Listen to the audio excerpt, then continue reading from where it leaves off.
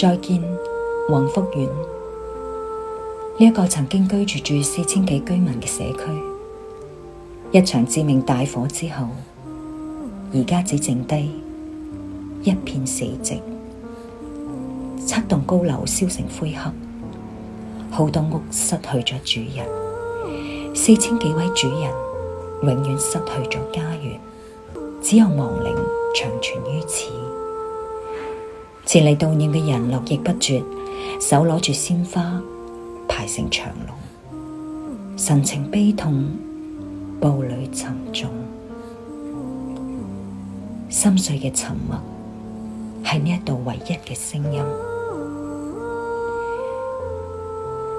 一對母子神情哀傷，雙手緊握，每一步都踏喺悲傷嘅邊緣，再三向死難者鞠躬致哀。一位年輕人輕輕放低鮮花，踎低腰，強忍眼淚。放低嘅係鮮花，放唔低嘅係刺骨嘅痛。有人忍痛轉身，有人僵立失神，有人祈求上天顯靈，等失聯者回家，等重傷者康復，等逝者魂歸淨土，長埋花海，與愛同眠。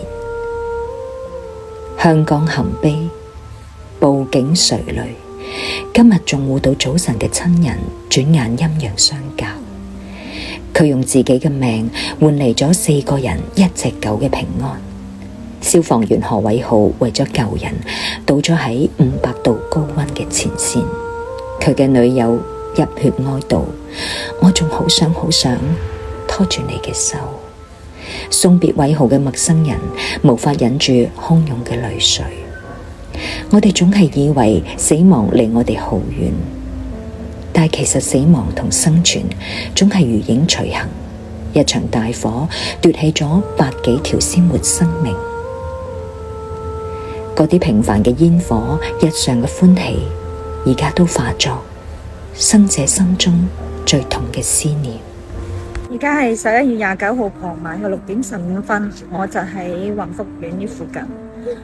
今日好多香港嘅市民咧過嚟獻花，排晒長龍，由朝早一直到傍晚呢個時間，條龍都未散。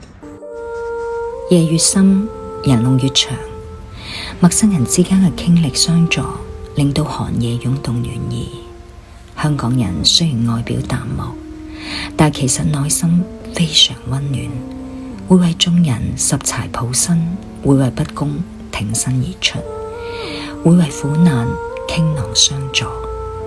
你哋嘅善良、堅韌同溫情，一早已融入呢一片土地嘅肌理，未曾因烈焰而消散。